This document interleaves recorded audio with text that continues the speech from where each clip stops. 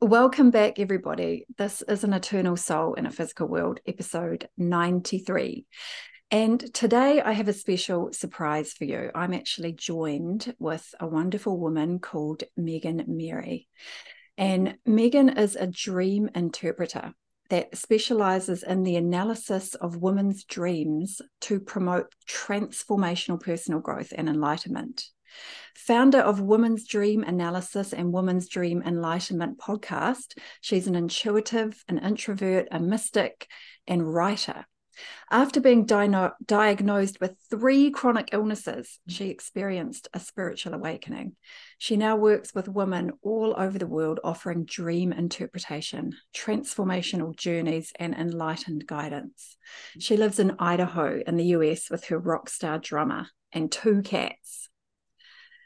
So I've had the pleasure lately to hang out a bit with Megan because she approached me she came across me on Insight Timer when I was doing a live there, and then reached out to me to be on her podcast. So we did a bit of that, and we've kind of done a swap as well. So I gave her a reading and she did a dream interpretation for me, which I might share a little bit about later on.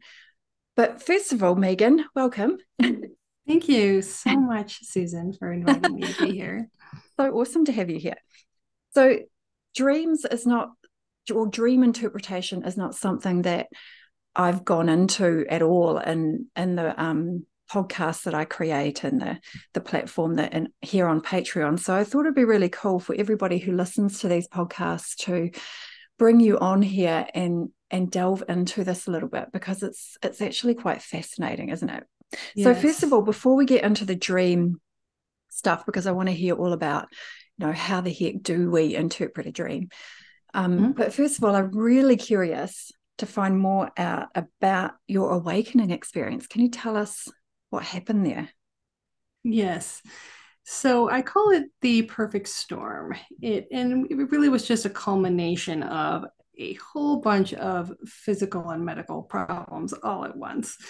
Within probably about 18 months ago, I had already had interstitial cystitis for 10 years or more, but then I accumulated and found out that I had all of these other very prominent women-based medical issues as well. I was diagnosed with an autoimmune disorder, and I also then found out that I had chronic Lyme disease and mold disease, and then at the same time ended up having cataract surgery. And so there were so many things that happened at once, and I really felt like I was slipping away. And when I finally found a doctor that could help me and could tell me what was wrong, he recommended that I meditate 3 times a day. And that process actually led to a whole world opening up where I remembered so many things and my mind started to clear. And I connected with so many things. And I realized that this was something that I had always carried with me since I was a child, but that I had discarded and that I had stopped paying attention to. And not only did I start paying attention to it, but I started hearing the call that I was supposed to help others to start paying attention to it now as well. Mm. So how did that, when you say paying attention to it, what do you mean? What was there one particular meditation where it all kind of made sense, or was it a gradual realization that I'm connecting with something really meaningful right now? It was a culmination of, I would say small experiences where I started recording my dreams, paying attention to them, and realizing that I was having these incredibly spiritual, metaphysical dreams, and that they were guiding me and telling me all the spirit guides that I had and all of the experiences that were leading me to do this work. And then I started really turning inwards when my vision had failed me so poorly. And my vision was always bad growing up, but it really started failing.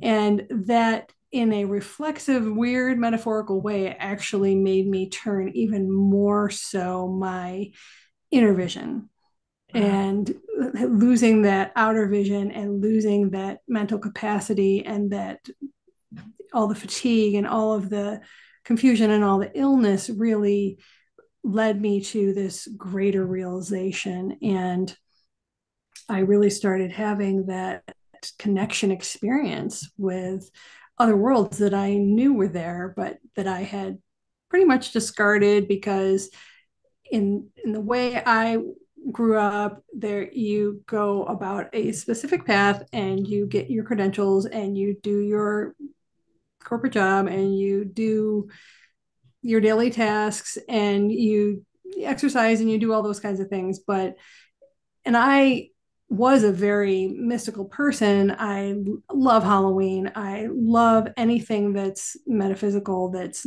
unseen, and always felt I had a strong affinity for it, but hadn't really found that one connection point. And I feel like dreams was really the doorway for me that opened up that whole world. And going through that experience forced me to listen to them in a way that I was not willing to before. And then it was like a funnel of light just came down from above and flooded. And I just felt so energized and empowered, and almost, I've heard other people speak about it as a sense of urgency, a strong sense of urgency, where I had to put aside every concern or every doubt or every fear or every reason not to do what I was being called to do, and just do it, and do it as fast as possible. Yeah. Wow. That's amazing. And so that's what you've been doing, isn't it? You've been creating all of this stuff since going through that experience, and really, really putting yourself out there in a way that can attract the right people to you that could use what you have to offer, what you're being Yeah, guided to bring through you, the calling that you feel. absolutely. And in Yeah. a way I would have never done before, and in a way that my ego karma self would have said, you're not going to do that. You shouldn't do that. There's a million reasons why you shouldn't do that. And what about this? And what about that? And there was so a long list of reasons not to that I wrote down. So it was a big challenge to get over those things and to say, no, you're the conduit. You're going to do this because you know you can, and you know you should, and you're going to stop telling yourself all the reasons not to. Wow. Amazing. Just going to move my table over because I'm getting blinded. So, what was the best, what was the most helpful strengthening, practice that really, when you were having those really doubtful moments, and your ego was really questioning what you were doing? How were you consoling that? Like, did you have a meditation practice, or were you just Mm-hmm. talking yourself out of that, or like what? How were you keeping yourself on track? Yes, the four things that really helped me and that I integrate into my guidance that I provide other people in my dream journeys is journaling, first off, because you have to keep a dream journal to be able to access the information in your dreams, but also because writing helps you process things so well.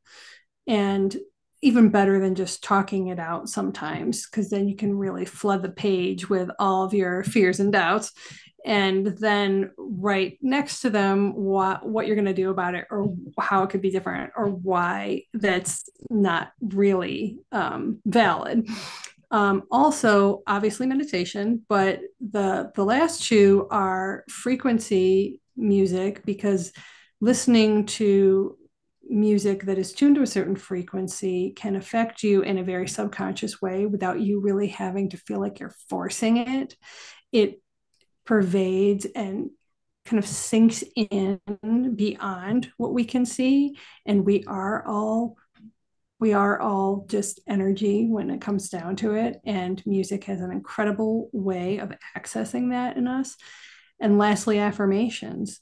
So listening to audible affirmations, and those, when you're listening to them, you're thinking, all your other doubts and so on can come in while you're listening to them, but they are sinking in also in a subconscious way. And the more you listen, the more they sink in. And the more they sink in, the more you start to go, yeah, yeah, that's true. Yeah, that is true. Yeah. And you start to affirm for yourself and pick out the ones that resonate with you. And even you don't even have to pick one and say it over and over again. It's just listening to a whole bunch of them on a regular basis can really reprogram your mindset. Yeah, absolutely. So those are the ways that you are helping yourself. That's wonderful. Mm-hmm. So tell us then, tell us some insight about how to interpret dreams. I'd really love to know like your method or your understanding about this. Yes. So I have devised a method of my own that is my own combination of all the different approaches that I've studied and my own feeling about what makes most sense. And I call it the dream mirror method.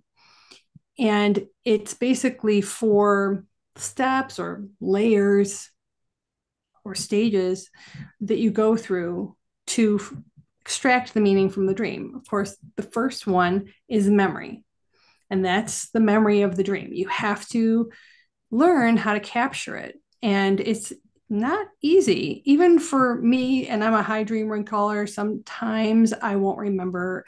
And sometimes I always fool myself into thinking I am going to remember that. I'll wake up and I'll go, oh, that's easy. I can remember that one.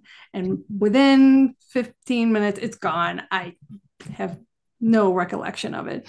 So really getting into that habit of journaling, whatever manner that's in, writing it down, recording yourself, typing it into your phone in a digital journal. It doesn't matter how you do it, but as long as you record it right when you wake up, because it'll be gone. You forget 50% of it within the first 5 minutes. Yeah. And can I just say, Megan, before you carry on, that as I had to record a dream in order to do a session with Megan, and I was having major issues with that. It took me like 2 weeks to actually capture something. But Megan said something was quite helpful, that you can often remember the last thing that happened, and then you can remember the frame before that, and then you can kind of remember the frame before that, but sometimes you don't remember it in like a linear sequence. So what Megan was telling me that she did was she wrote down the last thing that happened, and then like maybe wrote that at the bottom of the page, and then with a space above that wrote the thing that she could remember that happened before that, and then you can write it kind of backwards.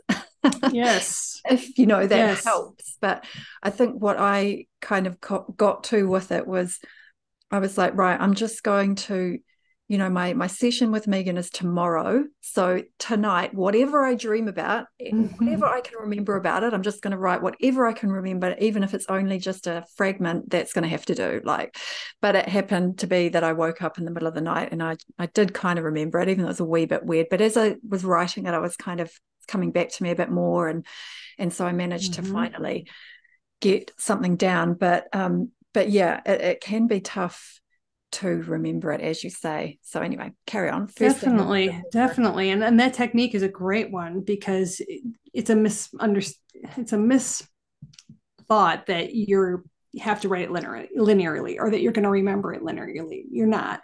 You're going to remember the very last thing that happened right when you woke up, and you might not remember anything else until you write that down. And then all of a sudden you're going to go, oh yeah, and there was a scene before that, this happened, and then this it triggers it. It starts to come back as you focus, and it requires a lot of focus. It's a brain training exercise that the more you do it, the better you get at it. But that's the first step. Now I'll say what the 4 steps are so we don't get lost in the weeds. They're memory, mood, mirror, and metaphor. And so the first stage is memory, which we've covered. So you got to remember it. The next stage is mood. So we look at what is the emotion of the dream? What is the primary emotion of the dream? And you can also record what your mood was before you went to sleep and what your mood was when you woke up. But the most important thing is, how did it feel at that moment when this scene was playing out, when you experienced this experience? What feeling were you having at that moment? Because when we're dreaming, our logical mind is turned off, but our emotional mind is turned on. And so we experience dreams just as if we were awake. That's why when we wake up, we say, well, it's so real, because it felt so real. And you can actually have what some call a dream hangover, where it was so real that you're still upset about it when you wake up. And you might still be upset about it during the day because it feels like it happened, Yeah. because emotionally you did experience it.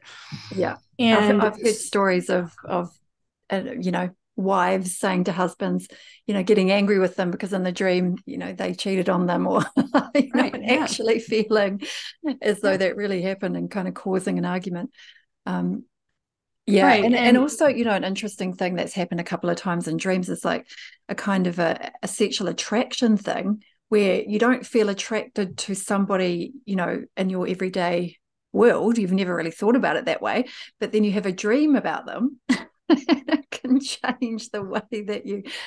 This is that happened to me once when I was young and I was working with this person. And anyway, I diverse. You carry on. well, normally what the way you can interpret that is that many times people in your dreams, many times, are parts of yourself. Yeah. So when you have another person in your dream in that situation, or another any other types of situation, one of the things that I ask when I have people write them down is, were there other people in your dreams? And if you could describe that person with 3 adjectives, how would you describe them? Mm. And many times they are representing that aspect of yourself. Yes. So if it's, oh, well, that person's a very loving, very open, very caring person, or that person is very pessimistic and very closed off and very, I don't know, whatever adjective you might think of for that person, that is an aspect of yourself that you are being shown, which is very much where the mirror comes in, which is the third stage. So the third step is mirror, and that's saying, okay, this is the story that played out in your dream. And let's dissect it and let's look at each part of it. And what parts of this are mirrors for your waking life? What parts of this remind you of someone or something in your life? And how is this story a, a mirror of that? The fourth thing that we do is look at the metaphor. So we take all of the different symbols in your dreams and colors and numbers and all the different things that you can pick out, which is why I like to have the dream beforehand, because I actually kind of decode it, break it down into little tiny pieces, and then say, okay, let's look at all the different actions that are happening, the objects, the symbols, the everything, and what is happening with that. What is happening with that object? What is the action that's happening? What is the emotion around that? What is the situation? What's the landscape? What are the people? All of that then tied together with what it reminds you of in your life, who it reminds you of, what those people represent, and how you felt. All of that together then derives the ultimate meaning, the full meaning. Mm. Okay. And many times people will be very dismissive of their dreams, either that they're regurgitations of the day, or they're just, well, I was thinking about that because I watched that movie, or I went to the store and I bought bread yesterday, so that's why I'm dreaming of bread, or whatever it might be. But you did a lot of things yesterday, and your mind picked very specific things and weaved them together into a very specific story. because it's trying to portray a lesson, it's trying to portray a message using all those little pieces. So it's like a puzzle box, and every single thing that you've experienced, seen in your life is in that box. So they're all going to be things that are many times familiar to you, but you can also be a lot of things that are unfamiliar. Okay, I've never been in this place, I've never seen that person, and that's possible too. But don't dismiss it just because you recognize it, I guess is my message there. And also don't dismiss it because it seems outlandish or unusual or odd or nonsensical, because there really are common threads. And many times when you have several dreams in a night that you may remember, they usually all are variations of the same message. Mm-hmm.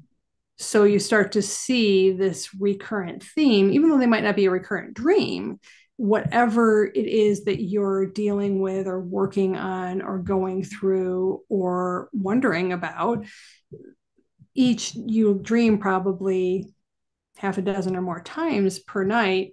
You might not remember all of those, but if you did, you would see that there is a common thread. Yeah, right. So can you give us an example of an interpretation of dream symbology? Because I know you gave me a good example when we were chatting about this another day. Could you share that with us so we kind of understand how you do put the pieces together? So one of the short little examples that I use often is a dream that I had, but it was so close to waking up that it was more just a lingering thought. It was more like a message when I woke up. But the message was, use the string that is broken from your mittens to fly a kite. And I didn't really know at first, okay, I'm not sure what that means, but I wrote it down because it was echoing in my head. And I started to dissect it and started to analyze it and started to decode it and said, okay, well, what is a string to me? What is a string for? And I realized that, well, my first answer was strings connect things. Okay. And then what are mittens? What is my association with mittens? Or why do people have mittens? To me, mittens are something that a child would wear, or that maybe I wore when I was little. I don't really think I wore mittens as an adult, and mostly in the winter to keep the cold out, but also, I guess, they conversely keep the warmth in, perhaps an inner warmth. So then why is it broken? Why is the string broken? So I think about how mittens, when you're little, they have a string attached to the two of them so that you don't lose one. And the message is saying that the string is broken. So I'm thinking, okay, my connection is broken to something, perhaps something that I had the full connection to when I was younger, and perhaps something that kept me warm inside when I was younger. The message is then take that broken string and fly a kite with it. Well, what I ask myself is a kite? What is that symbol? What is that a metaphor for? Well, also, again, I don't really fly kites as an adult. So kites are something that you would fly as a child. And there's something that you do for fun. And there really isn't any other utility to it. It's a pastime. And it also has an element of freedom associated with it, because kites fly in the wind. The whole purpose of flying the kite is to get it up in the air and get it flying in the breeze. And it's beautiful and it's colorful, and then you're happy. And so I thought, okay, it's telling me to get back that connection, to restore that connection to that inner warmth, the connection that I had to spirit when I was younger, because I felt when I was younger, I had all the beliefs I have now, but I felt that they were okay. I felt like it was encouraged when you're younger to believe in magic and to believe in other worlds and to believe in being able to communicate with that. But once you're an adult, you're told, well, leave that behind. And that's really not part of adulthood. And that's not adulting. And you have to go down this path now and get your stamps and your properness and um, work a job and all of that kind of thing. And I think that the whole message was, restore that broken connection with that freedom, that creativity, Mm. that inner warmth that you had as a child. Wow. So good. So cool. So how did dream interpretation help you then? Because you said that, you went through that kind of awakening experience. And at that time Mm-hmm. you were using, well, you were willing to finally look at your dreams with more depth. Um, how did that help you get through that, or how has it helped you in other ways? Mm-hmm. Well, there's a number of techniques that once you're good at recalling your dreams that you can utilize dreams for. And so one of them is obviously to it's called creative dreaming, but they're basically different types of creative dreaming. So one of them is lucid dreaming, where you can actually train your mind to the point that you can realize that you are dreaming and influence the course of your dream, which can be an incredible self discovery journey because you feel so empowered once you achieve that state, and once you realize that you're there and what can be done. It's an incredible experience. And the other thing is dream, what they call incubation or manifestation, where you take something that you're working on. In my case, I'm working on a novel, and or in my dream business, and you work on it before you go to sleep, and then you think about it very much intently before you go to sleep.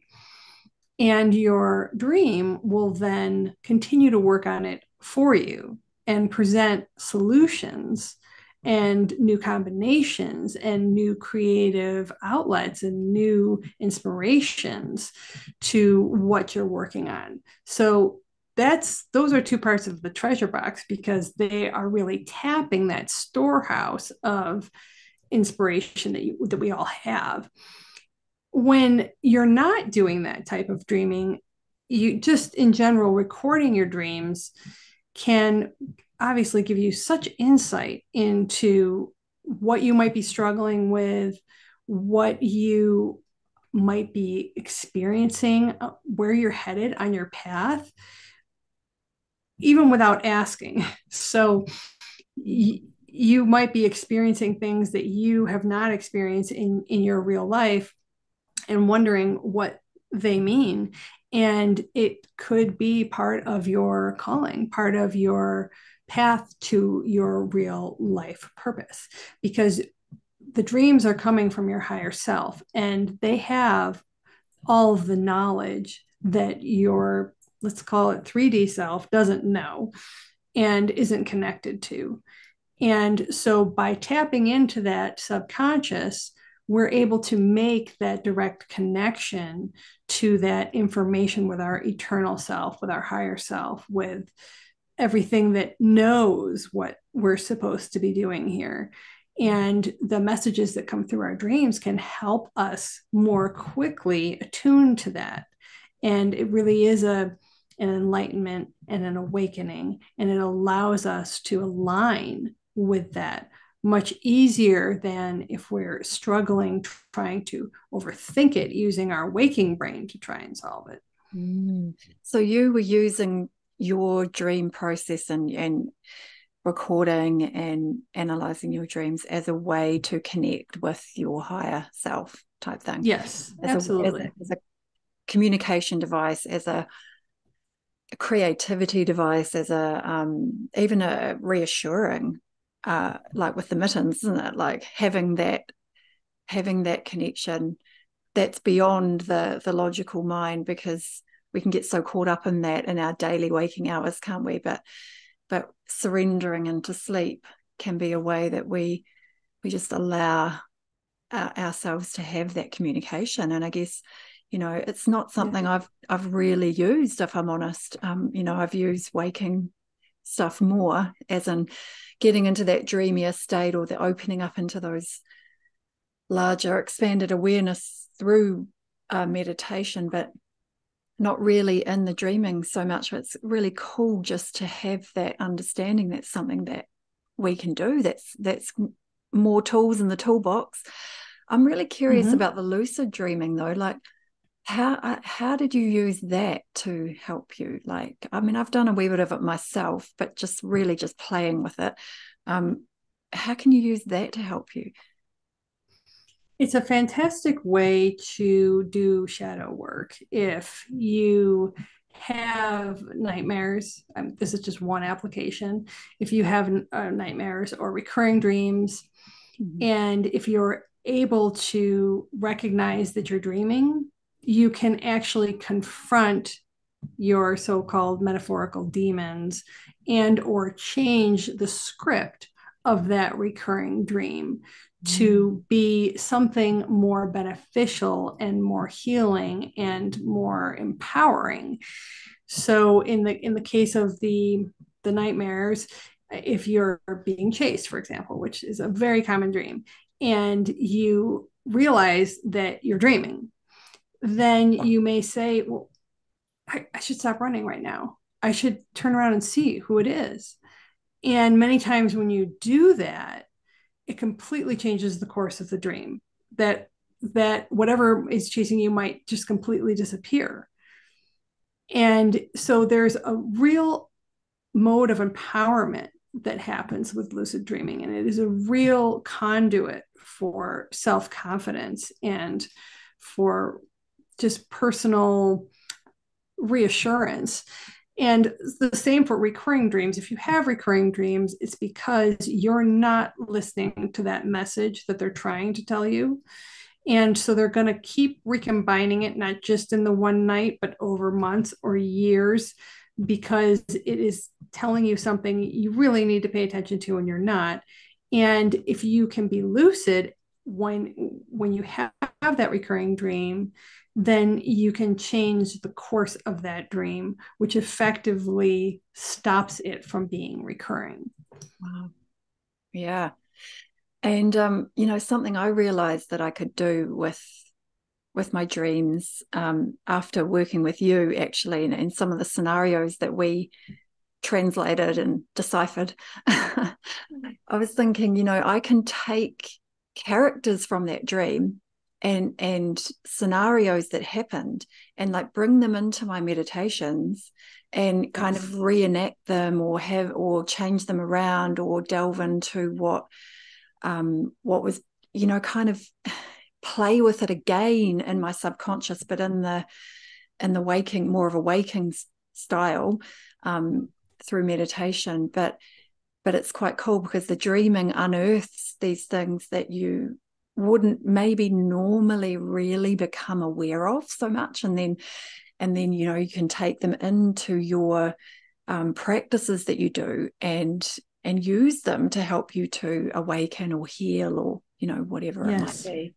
Yes, definitely. Yeah, because certainly in the dream interpretation that we had, it uncovered this theme in the dream, and the different phases of the dreams that seemed to be that I was searching for security in different outside things in the dream. And since doing that with you, I've realized that I do that in lots of my dreams. Like, I think even last night I was doing that, but it's all in different ways. It's never in the same way. And a couple of nights after we had our session, our dream interpretation session, I realized that I just had exactly the similar theme of searching for security. I was searching for like a soulmate or a relationship or something like that. And I was in a jewelry shop, and I was thinking about all the different people incarnating and thinking it's okay because they're going to come round into my orbit again. And I'm going to incarnate with whoever it is. I'm going to find them, and it's all good. And but there was this part of me wanting to grab onto that for, like, if I find that person, then I'm going to be okay. It's like there's obviously this energy in me, which I wasn't really that aware of, to be honest, because, I make all these podcasts about finding the security with your inner self and really tuning in for that and all of that stuff. So, but there is that part of me, and it's amazing because it comes down to that primal wound that we all have, which is symbolized in coming into incarnation as a human being, and you're in your mother's womb, and you're all one. You're one with your mother. Everything is provided for you, totally just in this lovely space. And then you're born, and then you're suddenly, wow, my God, I'm a separate being. At some point you realize that, and away you go, trying to find that security again.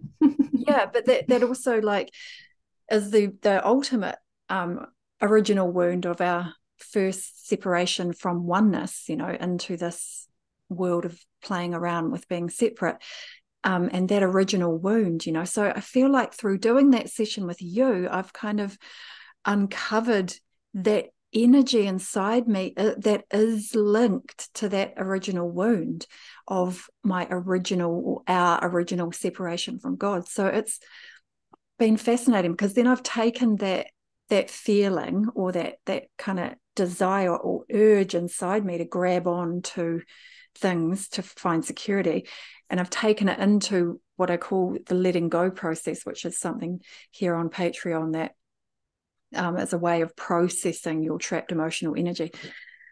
And I've been playing around with it and writing a new story about it, and just shining the light into it. I'm not expecting to have amazing miracles happen overnight, because it's like the original wound.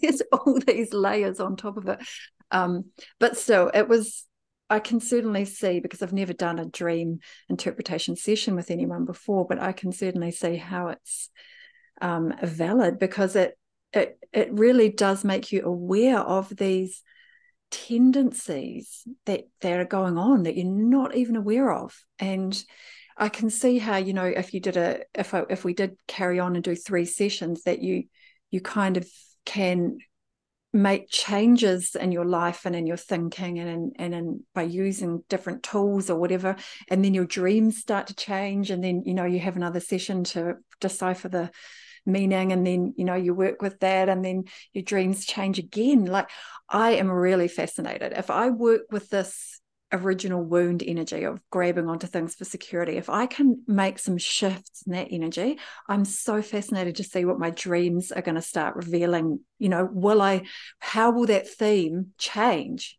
Just like that. Mm-hmm.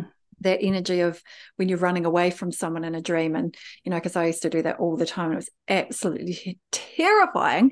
But then when I started looking at my stuff and facing my feelings and letting go of my trapped emotional energy, I never did that in a dream anymore. I always had to turn around and look at it and say, what are you? Who are you?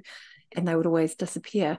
So if me changing what I do in my everyday life changed that dream, I just wonder what will happen with this grabbing onto security thing. So I'm quite fascinated about that. Yes, everything that you work on in your dreams does affect how you then perceive and interact with your waking life, and then that reflexively and synergistically affects the dreams that you then have after that, like you said.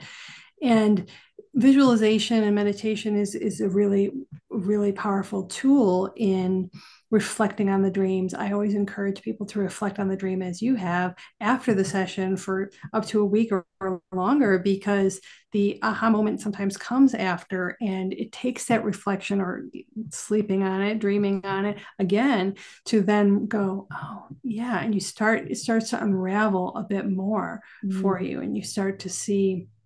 And it's true that once you do change your mindset about things, it does change the themes of your dreams. Yeah. And I just thought of this one woman's dream that was a nightmare, and it involved the basement, of course, because the basement is the seat of all of our dark held emotions. It's where we keep everything in the metaphorical basement. But when she went down there to find out what was going on, there was a woman there that seemed very familiar to her. And she said, oh, I'm so glad that you're here. I feel better now that you're here. And, in my interpretation, that woman is an aspect of herself. And so I had her describe who this woman is that she knew in real life that this woman was, and why that woman was there right then. And it was basically to tell her, it's okay, you can be with yourself in the basement with these emotions, that you can comfort yourself, that you do have the capacity to be in that space and be safe. Yeah. And that's life changing, that kind of realization, isn't It it? is. It definitely is. It's so powerful. Yeah.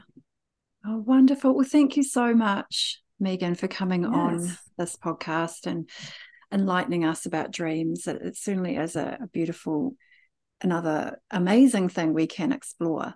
And I know that